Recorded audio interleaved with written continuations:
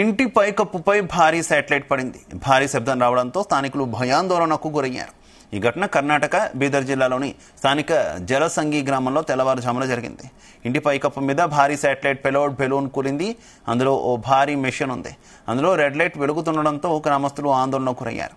అందులో ఉన్న లెటర్ ద్వారా ఆ బెలూన్ను Tata institute of fundamental research TIFR హైదరాబాద్లో నింగిలోకి వదిలినట్టు పోలీసులు గుర్తించారు.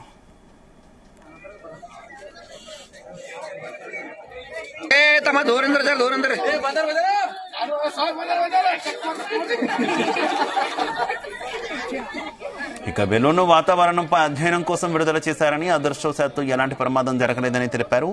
ఇక పోలీసులు అక్కడికి చేరుకొని TIFR సంస్థకు ఫోన్ చేశారు. సంస్థ ప్రతినిధులు వెళ్లి యంత్రాలను హైదరాబాద్ తీసుకొచ్చారు.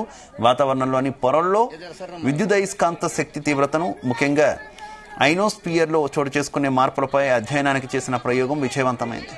బెలూన్ను ఆకాశంలోకి పంపించేటప్పుడే గమ్యస్థానాన్ని నిర్ణయించామని, జలసంగి సమీపంలోని ఒక చెరువులో పెలోడ్ దిగేలా ప్రోగ్రాం చేసినట్టు శాస్త్రవేత్తలు తెలిపారు. కానీ ఆ ప్రాంతంలో గాలి అధికంగా వీయడంతో బెలూన్ మరింత దూరం వెళ్లిందని TIFR వెల్లడించింది.